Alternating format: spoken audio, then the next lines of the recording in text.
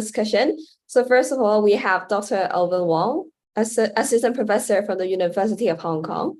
And then we also have Dr. Dorothy Lau, assistant professor at the Academy of Films, Hong Kong Baptist University. And finally, Mr. Kelvin Choy, who is a business developer of MM2, an international movie company since 2016. So welcome everyone. And we also welcome the audience who are joining us on YouTube.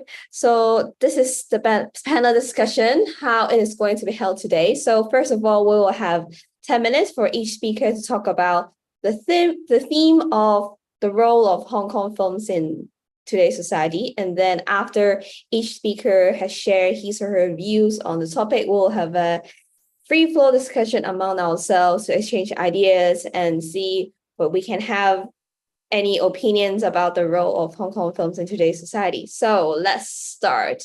So perhaps with Alvin, would you like to kickstart our panel discussion? Yes, thanks, Phoebe, for this, really kind invitation. And I thought what I would do is offer my analysis of a recent film that I really like called Drifting in 2021, DPhil Law. And then some of the theme then we can pick up in during the Q&A, I can maybe jump in and address the questions that you posed to us. So let me offer some of my comments on the film. Hong Kong cinema has often been equated with speed, mobility, and globalization. And Hong Kong film scholar Esther Yao's classic description of Hong Kong movies as small speedboats breaking the waves along a daunting fleet of Hollywood Titanics comes to mind in terms of describing Hong Kong cinema. Akbar Abbas also emphasizes cultural politics of disappearance and the feeling of deja disparu, namely that what is new and unique about Hong Kong is always at the brink of disappearance due to the speed of globalization and maybe other factors right now at the moment. So fast forward to the year of 2021 and halfway into the 50-year promise of economic prosperity and political stability stipulated under one country, two systems. Can we say that speed and cultural disappearance are still the most salient markers of Hong Kong cinema? And I would say maybe also Sinophone Hong Kong cinema. In my brief remark, I take up Shu Meishi's definition of the Sinophone as, quote, a network of places of cultural production outside China and on the margins of China and Chineseness, with the disclaimer that Hong Kong is indeed a special administrative region that has been part of the PRC since July 1st, 1997, but whose Sinophone cultures might express alternative forms of cultural identities that are not always in sync with the dominant logics of nationalism, global capitalism, and so on. So a recent film by the award-winning director Jun Lee showcases the protean force of what I would call Sinophone visuality through a cinematic representation of homelessness and economic precarity in a post-2019 Hong Kong that is still wrestling with the aftermath of social upheavals, political uncertainty, and at that time, of course, also the global pandemic. Lee's film DPhil Law, Drifting, also won the award for Best Adapted Screenplay at the 58th Golden Horse Awards in Taiwan, and the film centers on the story of the protagonist, Ho Kei-fei, played by veteran actor Francis Ng. In the film, Ho is often referred to as Brother Fei, as he's a well-known homeless man who lives on Tongzhou Street in Sam Shui Po, which is one of the most densely populated working-class neighborhood on the Kowloon side. So just when Brother Fei was released from prison, his belongings, including a much treasured photograph of his dead son, are suddenly confiscated by the police and the cleaners from the Food and Environmental Hygiene Department. His fellow rough sleepers, including Master Chan, one of the most respected Vietnamese refugee homeless men in the area, Chan Mui, a former female club dancer and sex worker, Dai Sing, and others decided to file a lawsuit with the help of the social worker, Ms. Ho. So when the government and the FEHD agreed to settle the case with individual payment of 2,000 Hong Kong dollars to each plaintiff, Brother Phi refuses to accept the payment and demands a formal apology. Throughout the course of the film, then, he also befriends a young man, Mok, who's a supporting actor, and of course, who is very active in other films, recent films. Mok seems to have a speech disorder and mental health issues, both of which the film suggests a link to the year he spent separated from his mother. And Phi eventually forms a genuine bond with him and treats the young boy almost like his own son. By the end of the film, Phi's temporary home at the corner is set on fire during a particularly cold and dry winter. So I would say that initial journalistic commentaries often praise Jun Lee's film for its simplicity and cinematic realism in portraying poverty, gentrification, and homelessness in a kind of matter-of-fact documentary style. I prefer to take a slightly different approach by suggesting that the filmmaker visualizes homelessness through a cinematic representation of the dehumanizing effects of neoliberal capitalism and gentrification. So one can say that the film debunks the myth of individualism and the dominant Hong Kong economic ideology of hard work and self-sufficiency, right? Otherwise known as the 狮子山精神 Lion Rock spirit. And it shows how gentrification and urban redevelopment in Sam Shui Po also led to further marginalization of homeless people, beggars, drug addicts, and sex workers, all of whom are considered surplus population, which is destined for expulsion. So the visualization of gentrification emerges quite early on in the film. As the camera pans through the cityscape of Kowloon through scanning the newly built high-rise building. And of course, later on, it's also, then it shifts to a kind of low angle shots to show the protagonist, Brother Phi, and the Vietnamese man who offers a needle drug injection after Phi just been released from the prison. And then the next scene shows the police and the FEHD officer clearing his belonging, right? Including the family photo and his Hong Kong ID. So the only thing that Phi could do is by verbally cussing the officers during this scene of clearance. And the very act of clearing his belonging and the belonging of other homeless people without prior notice alludes to the very dehumanization of the personhood of homeless people like Brother Phi. And the very act of his verbal assault against the officer also serve as a reminder that he's not simply a piece of rubbish that can be easily discarded. Another way in which I think the film offers a glimpse of perhaps some Sinophone resistance is a scene in which Brother Phi suffers from chronic foot pain, and he is asked to be hospitalized. And one night he escapes the hospital with the help of the young boy Mok. And then they eventually infiltrates a construction site and operates a crane and elevates Phi all the way to see an aerial view of Sam Shui Po at night, right? So from there, Phi actually pisses onto the ground. And when the police officer finds out that someone is pissing from above, Mok helps Brother Phi escape by running around and evading the police chasing.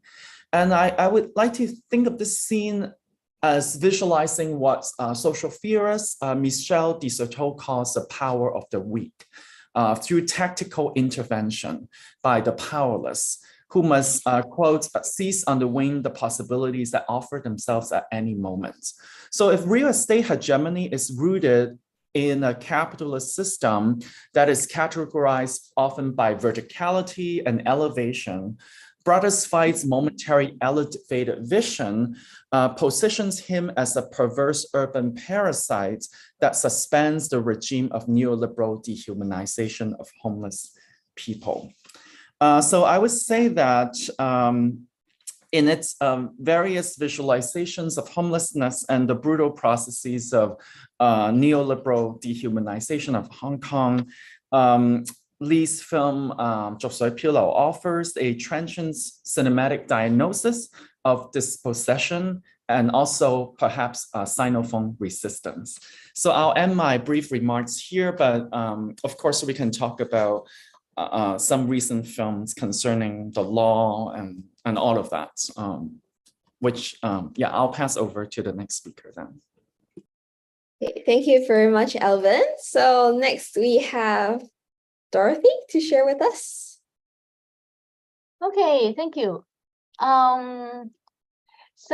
Thank you, Phoebe, for the introduction at the beginning, and thank you for the association's invitation. So as I said before, this event begins. Actually, this is my second time to speak at the association's event. So last November, I was invited as a speaker at a film screening organized by the association. And at that film screening, a Hong Kong film called Thai Sachako Wong, directed by Ricky Ho, in 2021 was screened. And after the screening, I had a very great conversation with the Oxford students. So it was extremely impressive.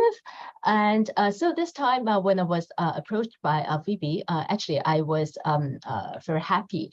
And also today is the 1st of July. Which marks the 26th anniversary of Hong Kong's handover to China. So I think it is very meaningful for me to have the opportunity here to speak about Hong Kong films. So thank you, Alvin, for giving us a very inspiring account on the one of the recent Hong Kong film. And instead, I would like to begin my presentation with a personal experience of mine. So as an academic, actually, I'm approached by the media to do interviews from time to time, especially if the reporters are working on a feature story that is related to my research areas. So since last September, actually, I have received about 6 to 7 invitations from the press to talk about Hong Kong films, including the aspects like the rising stars, the new directors, and the box office. And these medias range from the online news platforms, TV, radio, and magazines, both local and foreign. And one of the interviews actually was from a local TV station, which produces a current affairs TV program that wants to explore the recent Hong Kong films as a social phenomenon.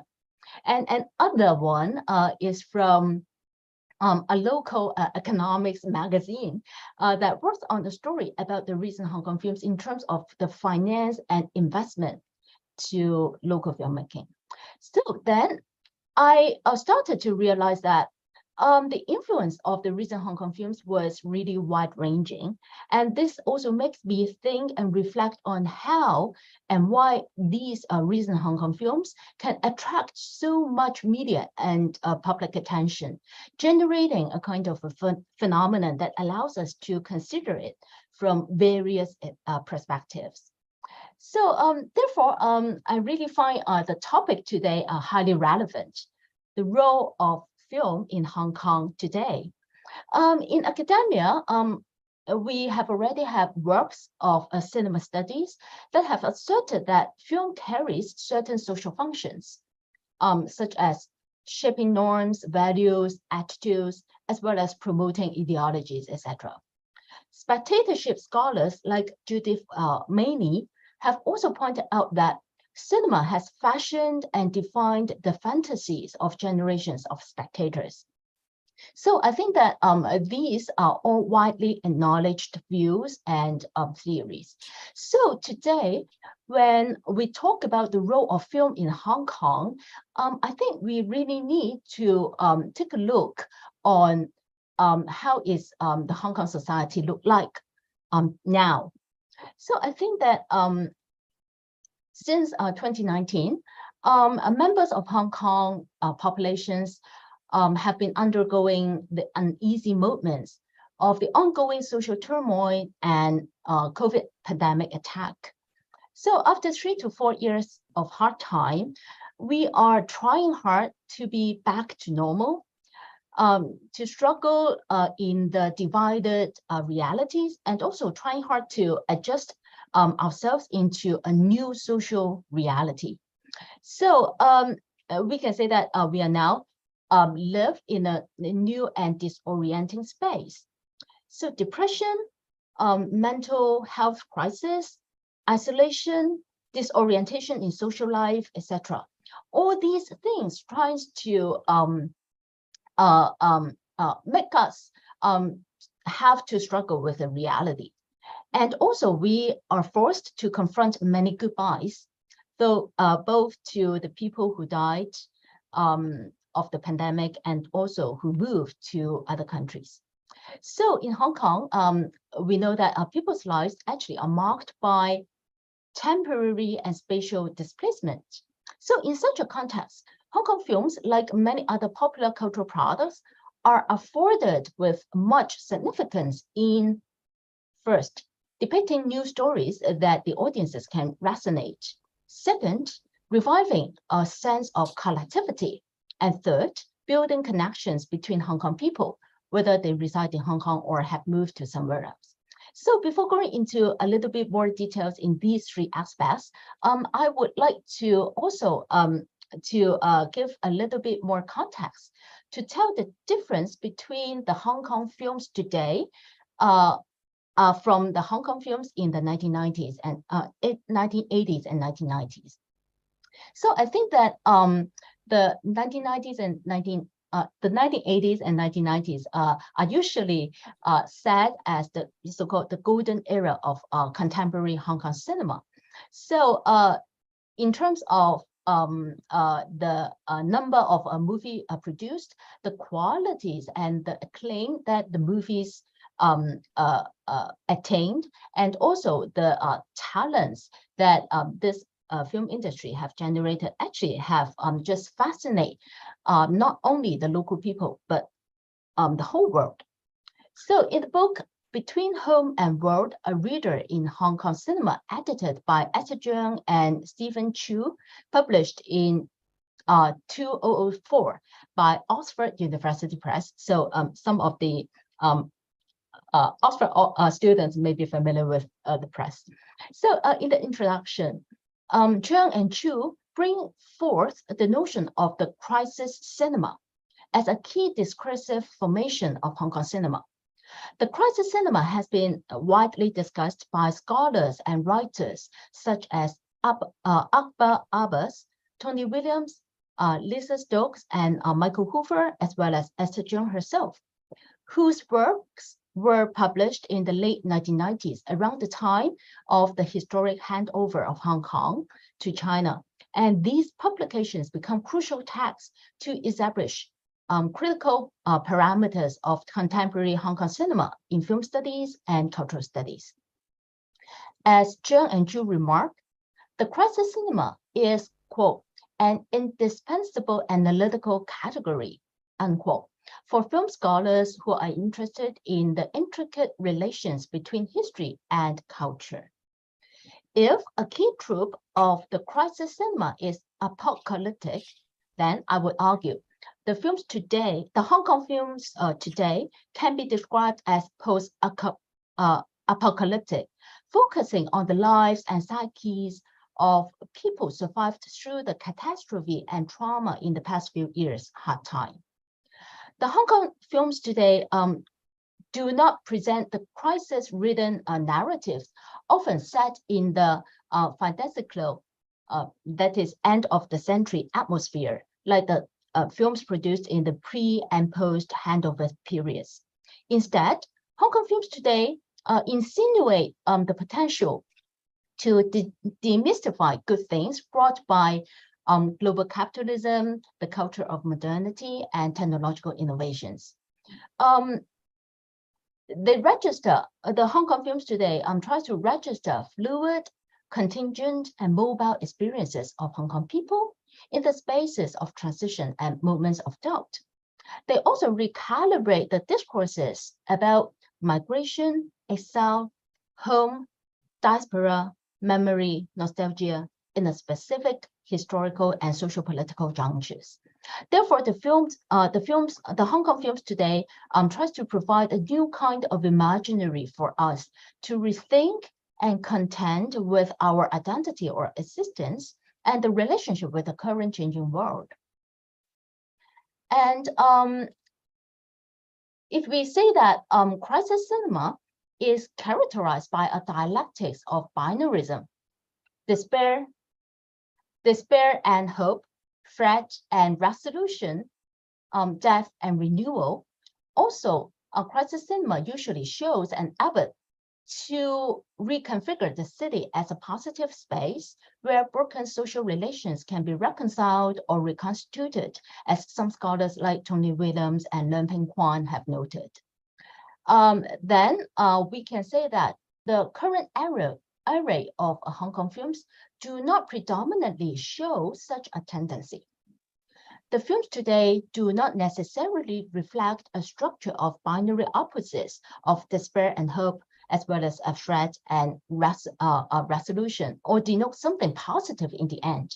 Instead, the narratives may be open-ended, appearing unpredictable or leaving the audiences in the purposes and entanglements that can be possibly derived from the precarious reality. So some of the examples like The Sunny Side of the Street by Yating Chen, The Sparring Partner, Zeng Yiwu Law, and The Narrow Road, Zha Lou Mei Chen. So I try to think about the narrative and also the ending of these films. And other key point very quickly that I would like to address, that is about movie-going as a collective experience. So in the new reality, Hong Kong people's enthusiasm for theater going seems to be rekindled. They seem not satisfied by watching movies at home on DVD or the streaming platforms like Netflix or Disney Plus. So I think that the global phenomenon is that during the COVID-19, movie theaters were closed, and also in Hong Kong. So in Hong Kong, actually, the closure of the movie theaters happened for 3 times in 2020. And at the beginning of last year, local movie theaters were closed again due to the hit by the 5th wave of the COVID. And after that, in April 2022, movie theaters reopened with a relaxation of social distancing measures. So after that, audiences seem to be very ready to return to the movie houses to rediscover the delight and value of collective movie viewing. They find that they can share their feelings and thoughts through the films in a more direct and immediate way. So more than a mere consumption of the filmic images, narratives, and myths, movie-going become a way for cinephiles to reconnect with each other. And the audiences also have a stronger sense that they participate in rebuilding a network in which not only their favorite films, but also their emotions can be circulated and shared.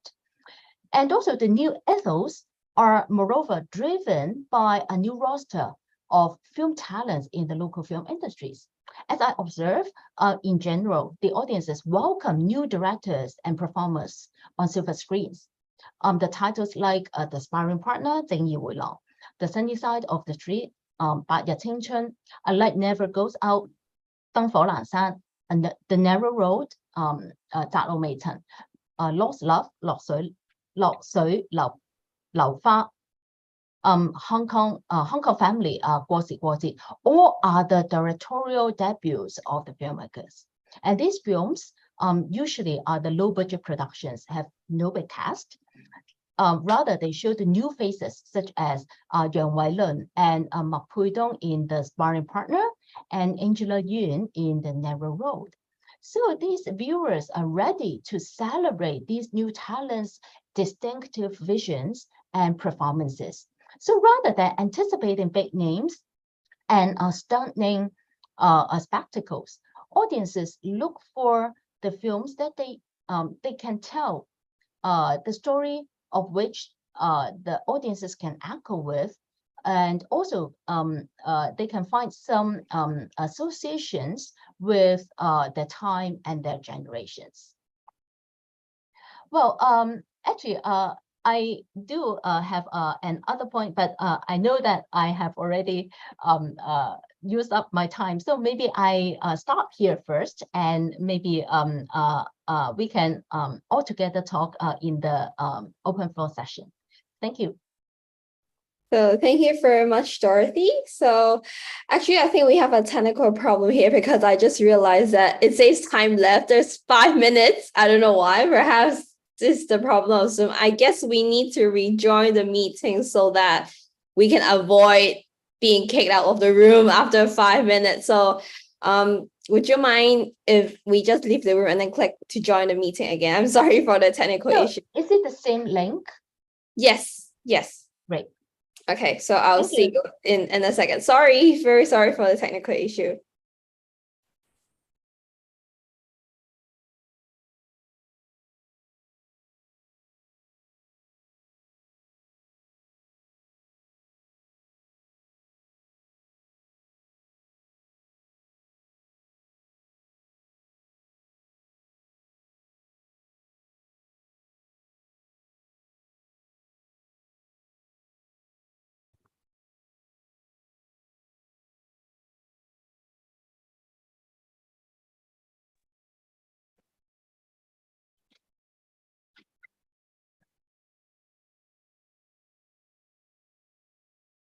Okay, so welcome back, everyone. Sorry for the hiccup. So last but not least, we have Mr. Kelvin Choy to share with us on the role of Hong Kong films today. So Kelvin, please. Yeah, thank you, Phoebe. Thank you so much for your invitation. It's my pleasure to share my own fields here. And thank you, Dr. Wong, thank you, Dr. Lau. Myself, I don't have strong academic training, but what you've said has already reminded me of a lot of my memory throughout the previous years. And these kinds of fragments, and actually, when I look back, this can be connected and tell some story and talk about some perspective of Hong Kong. For me, myself, I was graduating in Chinese University of Hong Kong as a sociology student. At that time, I had no idea that I would be able to participate in the movie industry. Somehow I joined MM2, this movie company. And then the first project I have is actually to organize a competition called Movie Makers Awards, which is a sense is that we use this competition to recruit new and young directors. And the winners of this, one of the winners of this competition is actually Jun Lee, who is the director of Drifting. And actually, Jun is also my schoolmate in Chinese University. We are hallmates. We're in the same hall called Morningside, same college. And at that time, he was a journalist student. I was a sociology student. But somehow life just connected and we worked together for some projects. And his first film is called Tracy, which is about gender issue in Hong Kong, the homosexual issues in Hong Kong.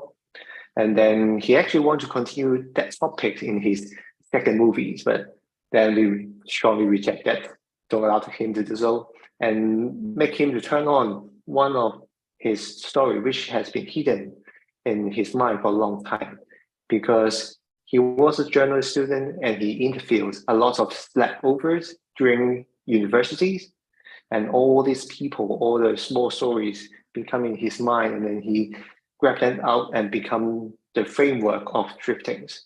So the Drifting is actually called an adapted screenplay, not an original screenplay. It's not because there's a story, a book released before, but because it was an interview and based on true story.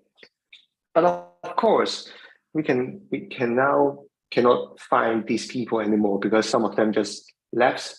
Some of them goes to relocated by the government to other places, and or maybe they have housing already. But you cannot find these people. But the story and the interview was a valid proof of Hong Kong in some area, and that's how drifting come from. And drifting, of course, it was released in 2021, but it was shot in 2019, and at the time was a chaotic issue problem in Hong Kong. But we are like in a dream workshop. We don't mind what's happening in the society. We just focus on work, but all the tensions was hidden inside this movie, I have to say.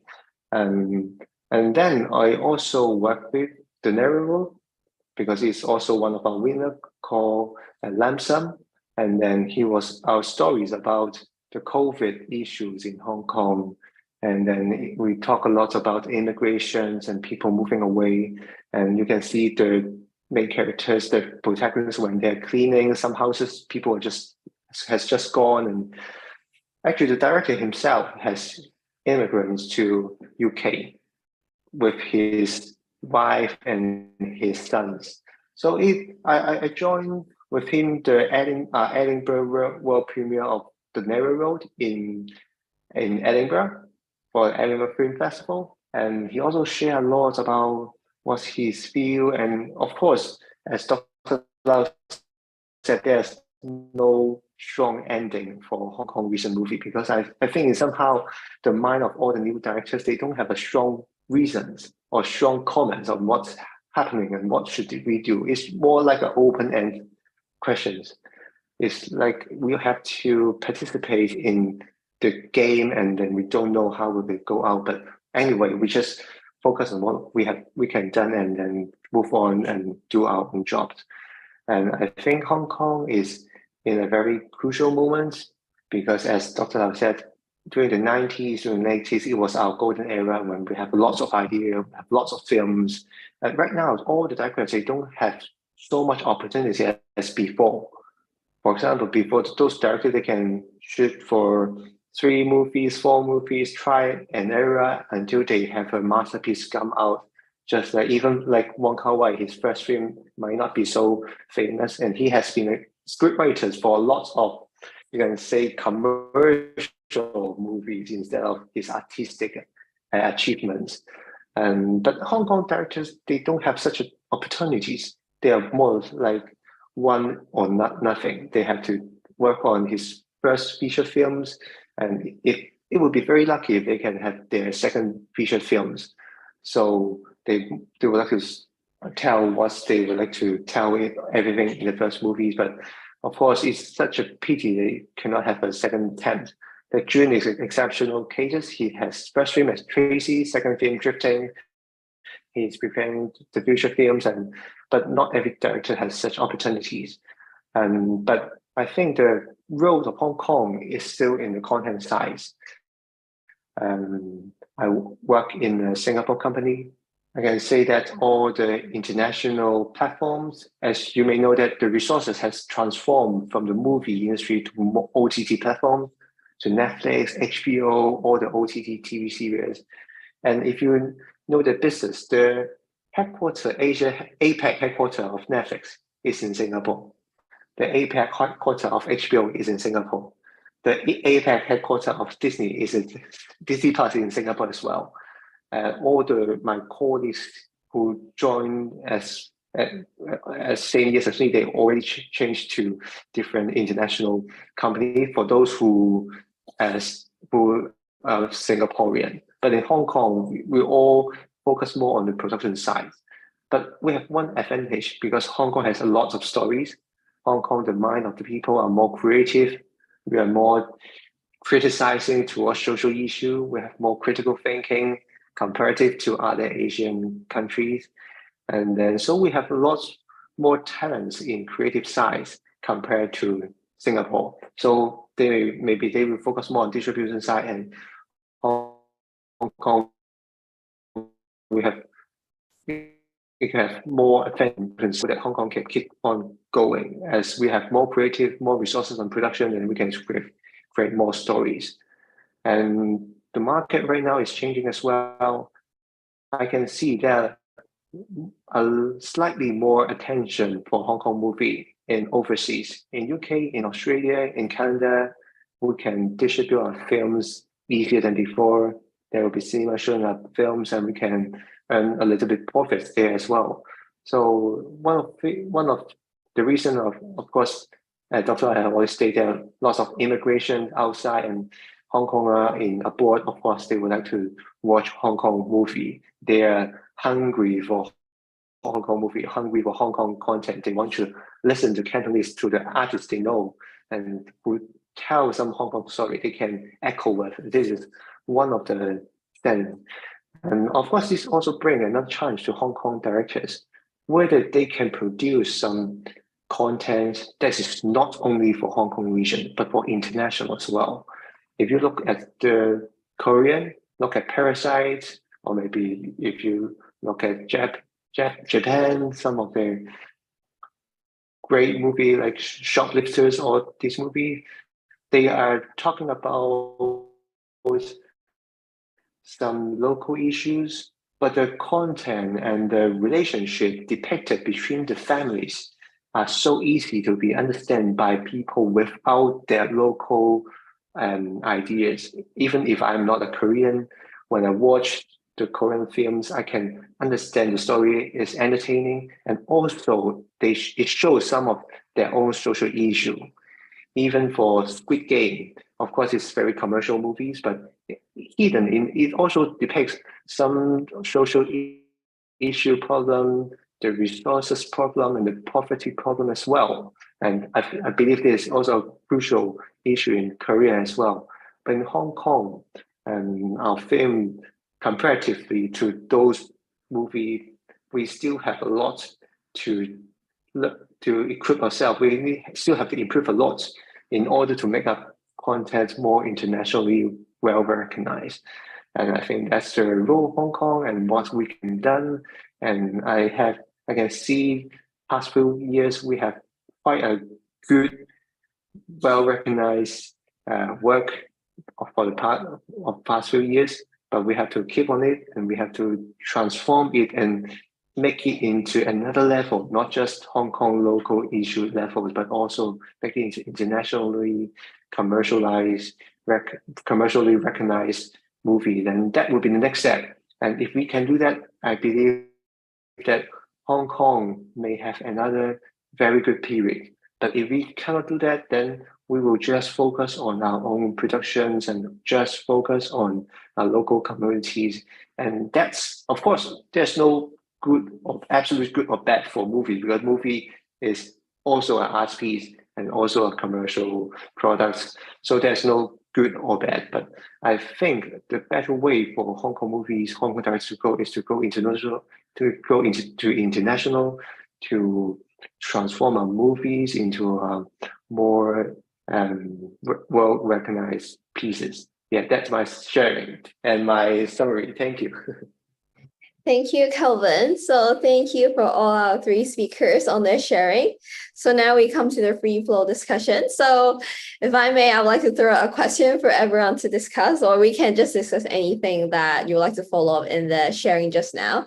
So from my understanding, so we talk about how the Hong Kong cinema has transformed into a new era of some sort. So in the 80s and 90s, we have this boom of movies on triads, on martial arts, on the handover. So these are also for triad movies and martial arts movies. They're all about fantasies, about alternative city life in Hong Kong. And then for the handover, we have a series of Wong films and also other films that produced around 1997. So these are some concerns about Hong Kong's future at that time. And now we are in some years after the handover, 26 years after the handover. And so what we have in the Hong Kong cinema now, there is an emerging stream of films that depict Hong Kong social issues, which Alvin and Dorothy and also Kelvin also mentioned, like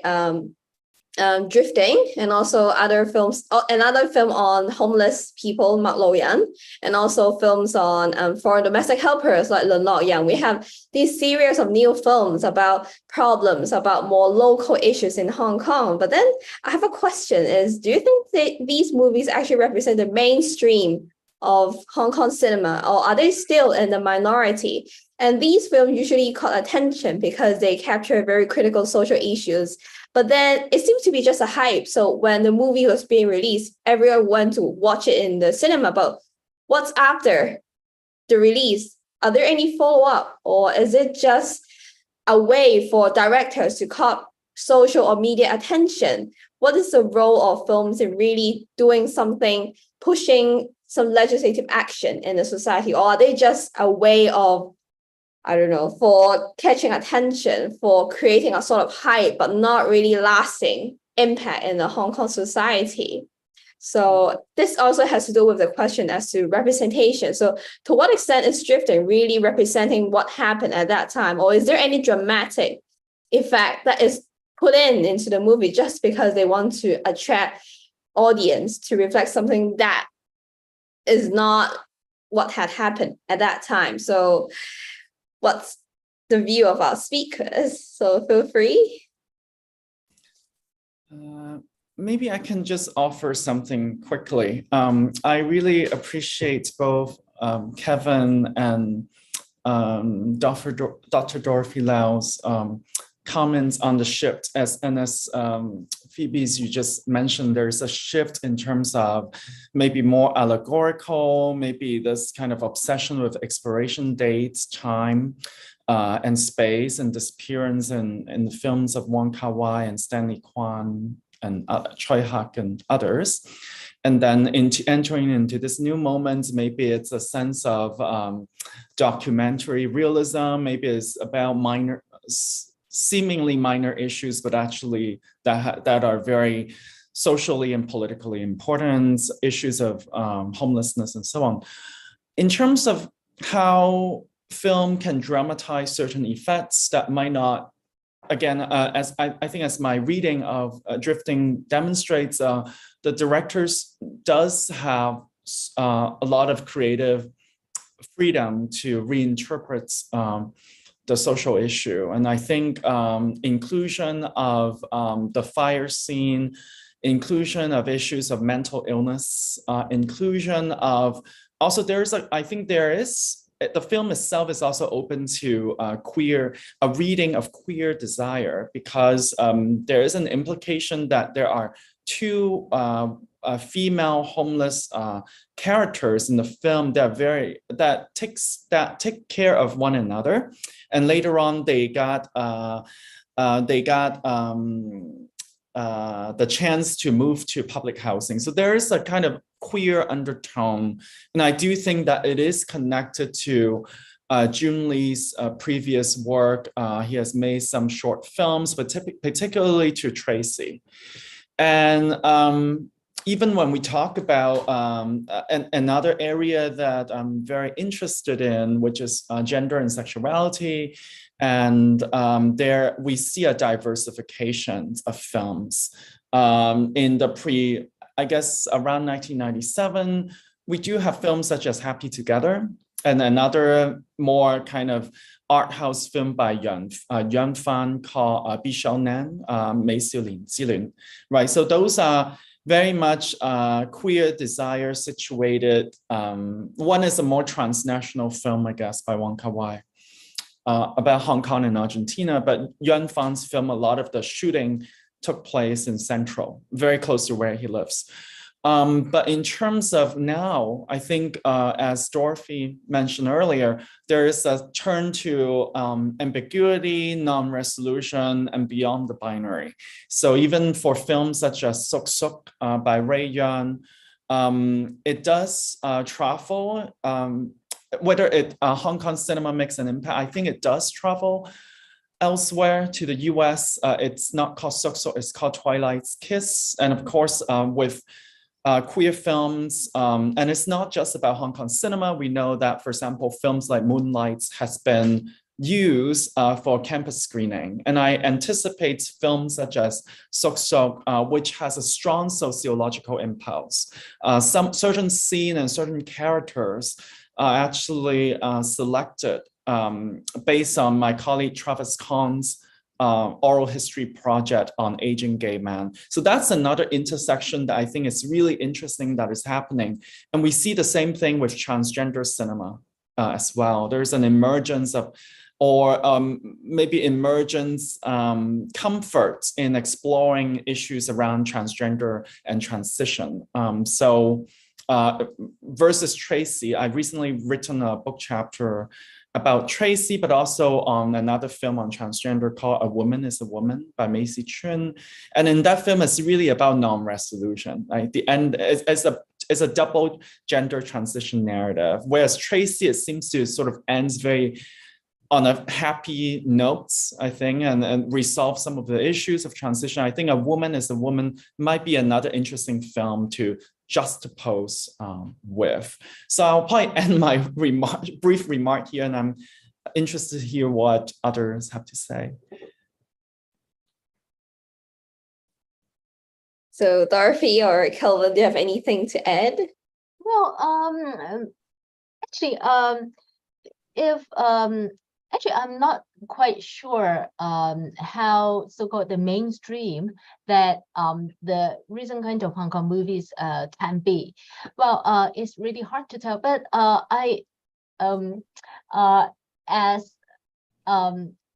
as an academic who study film and also as a member of the audience, I do really see the potential and the and value of the recent repertoire of Hong Kong films, which are the low budget films, which tells more local stories and have the more human kind of stories to tell.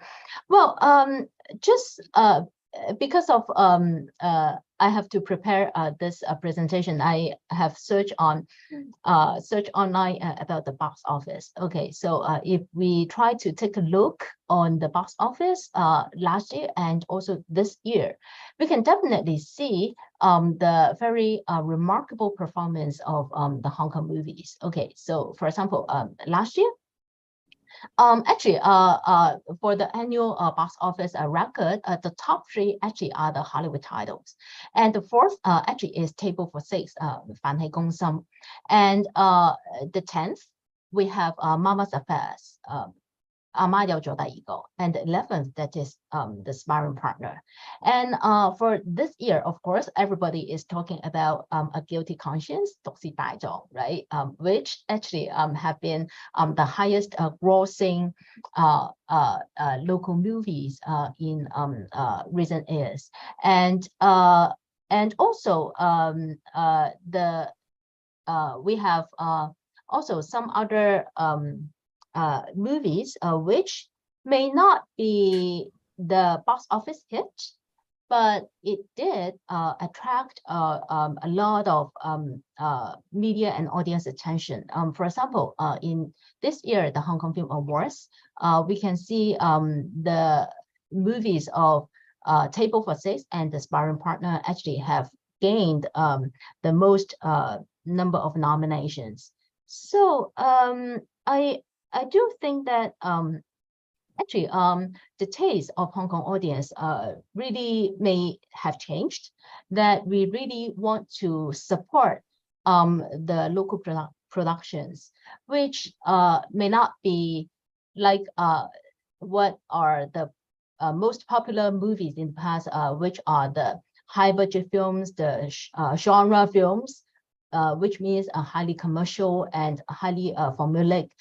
And also, I also recall one of the very interesting contrasts is last year, actually, we have another movie which was on screen, that is Septet, the story of Hong Kong, Tet Yan of Dui. Okay, so actually it is the omnibus film that comprised of 7 short films directed by the most prominent and internationally acclaimed Hong Kong filmmakers, including Anne Hui, Patrick Tam, Choi Hark, Samuel Hung, Yuen Woo-ping, Johnny To, and Ringo Lam. And actually, I know that the comments for this film actually are quite diverging. Okay, so definitely we have acknowledged the heart of these very great local filmmakers who have produced this movie, which is considered as a love letter to Hong Kong, right? But very interestingly, at the same time, I have heard that many young audiences actually do not quite resonate with this film. They would feel that the story told actually are from the very old perspectives, and actually somehow the way that the way of the storytelling, which cannot which seems to be kind of repeating. Okay, and so what I find is very interesting is that there is really a kind of gap between the movies produced by the new directors and produced by the more veteran and experienced film directors. And so I do not really have the very concrete conclusion, about the situation. But all these things actually help me to delineate the picture of the current landscape of Hong Kong cinema.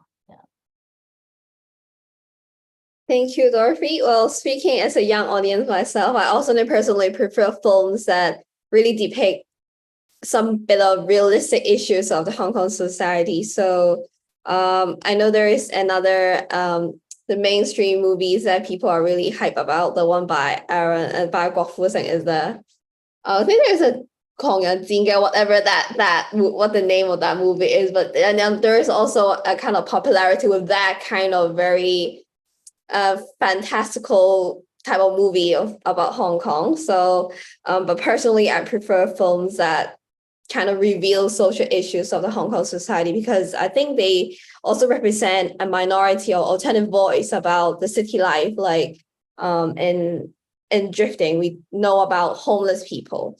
And then in films like, for example, Kwang Mo Pai, we learn about land development issues in Hong Kong, and also Wang about mental health issues, which I believe is something that Hong Kong people are very concerned about, especially after what happened in Hollywood Plaza a month ago. And about like by attention, these are city lives. They are hidden from the views of most of us because we're about minority people, groups, ethnic minorities. They live in corners or live in very hidden places of the city, which we may not be able to have a chance to see or to know about them unless we go to the cinema and watch movies. So somehow, in this sense, movies can be a door that opens ways for people to learn more, at least to arouse interest in certain groups of people or social issues about the society. And this is something that seems to be a new role for the Hong Kong cinema, which does not seem to be so prominent in the 80s and 90s, when Hong Kong cinema is really entertainment or a way for people to explore identity, to explore some of the Chineseness through like triads or martial arts. So based on what Dorothy and also Alvin mentioned, so indeed, I think Hong Kong cinema is having a new and also important role for Hong Kong people in exploring various important issues and also some kind of their identity in this hustle and bustle. So Kelvin, would you have anything to add on? Yes, Phoebe, I think your question is about whether there are any more connection between the 80s, 90s Hong Kong film and recent films, and why they are so different right now. And I can give you a very sharp answer that I don't think there are any connection anymore between those 80s, 90s movie and recent movie. First of all, when I see all the proposals of the new directors, I almost never seen them referencing all those 80s, 90s Hong Kong movie. Never seen a new director referencing he want to make a movie similar to Wong. Never seen them want to make gangster movie anymore. Never heard them want to make police detective story anymore. Maybe they will take reference to Wong Kar-wai, which many of them will attempt to do so, but I don't think anyone has successfully duplicated that. And comparatively, like in the early 2010, there's lots of attempts in Hong Kong just want to duplicate the previous successful business model of Hong Kong movie, like making police movie one year by year, which may not be so welcome in Hong Kong, but they have marketing, but they are already tired of the old way of Hong Kong movie storytelling language, and they want to see something new as well. And they are a really big minority movie lovers in China. They have welcoming more and more artistic Hong Kong film instead. And I think there's a new trend, and I can see this trend in reversible. I don't think in short terms of time, people will suddenly go back to learn from the 80s and 90s. Rather than that, they would like to walk their own way instead, because all the 80s, 90s, it has been so successful, and it has been affected the future development of Hong Kong cinema as well, because we're not in that mood anymore. We cannot see so many in the 90s, like, because society has been changed, and then it's not like that, and the environment is not like that, and it's really hard for the new, and even if they do so, it wasn't that successful at all. But I also think that when they are trying to think of their own way, because the sunny side of the street, drifting, the narrow road, and directorial debuts, or maybe second movies, and they have to tell what the story they know the most. Like Still Human, Chen Xiu-kun is actually telling her own stories. The Narrow Road is also what Lam Sum has been investigating for a long time. Drifting, as I said, is actually a university homework of Juni. So they start from the story they familiar with. And I admit that they are lack of imagination and the fantasy compared to the old Hong Kong movies.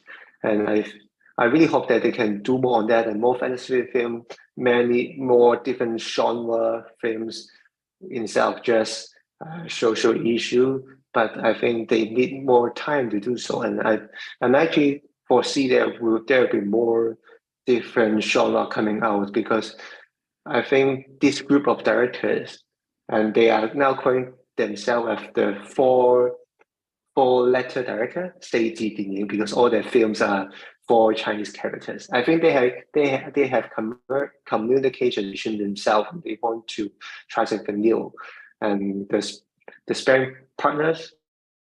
This is a very good examples, as Dr. Lau has said. It has been commercially very, very good for 40 million Hong Kong dollars as a directorial debut. I think that might be a record in Hong Kong. And last year is actually a big change of Hong Kong movies. Table for Six, all these films, Guilty Conscious is so successful commercially and also artistically, and it actually gives some new hope for Hong Kong cinema. And also, I have to say, it's also related to the decline of the Hollywood movie as well. When I was joined this movie industry, it was 2016, 2017, 2018. Month by month, there will be a very strong Marvel movies.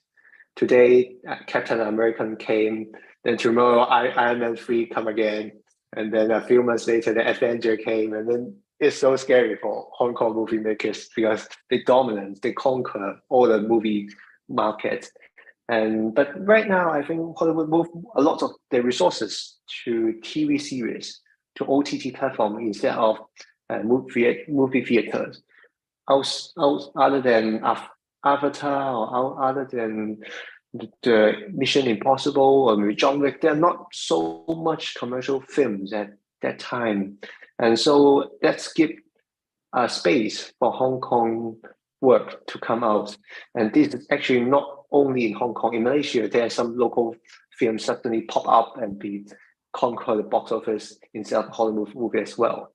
And compared to 80 and 90, our box office actually didn't drop at all.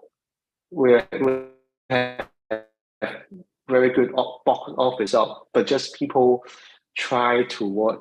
We have an intention to watch Hong Kong Hollywood movie instead of Hong Kong movie, especially after 1997, after Jurassic Park. Then there are lots of CG effects. There's lots of effects, imagination, which Hong Kong movie cannot fulfill. But right now, the balance is shifted, and more people focus on the local movies. And yeah, that's my observations. And I don't know if this can generally describe the situations, but that's what I observed. Thank you. Thank you, Kelvin. Thank you very much for your sharing and also your insightful comments. So I'm aware that we are running a bit of time. So just to wrap up, so thank you very much again for Dorothy, for Alvin, and for Kelvin for sharing. So we kind of look into Hong Kong cinema to see how the transformation from 80s and 90s to current Hong Kong cinema has actually shown a change in the role of Hong Kong films in allowing Hong Kong people to understand or to explore their identity and also social issues which are present in the society. And we also look at how there is a change in audience taste as to what kind of movies that they would like to go for in cinema. We also see how directors use different styles and also ways to depict social issues in Hong Kong, for example, as what Dorothy has mentioned. And we go beyond binaries and to look for ambiguity. So it's not just about hope versus desperation or right versus wrong, but then Hong Kong social issues has a wide spectrum of opinion or views to offer, which the audience can explore through cinema. We also heard from Alvin about queerness issues that are rising or which are much discussed in the cinema of Hong Kong. And then from Kelvin, we know that we probably have much to look forward to in the future of Hong Kong cinema because more directors, more people in the film industry in Hong Kong are interested in investing and also producing more films on various social issues. So thank you very much again for this meaningful sharing. And we also hope that we all learned from this discussion. We also like to thank you for the audience who is with us on YouTube live stream. So thank you very much again, Dorothy, Alvin, and Kelvin for your sharing. So we hope that we will see you again sometime soon. And thank you very much again for joining us today. So we hope that you will have a nice evening in Hong Kong, and for people in the UK, have a great day. Thank you very much. See you.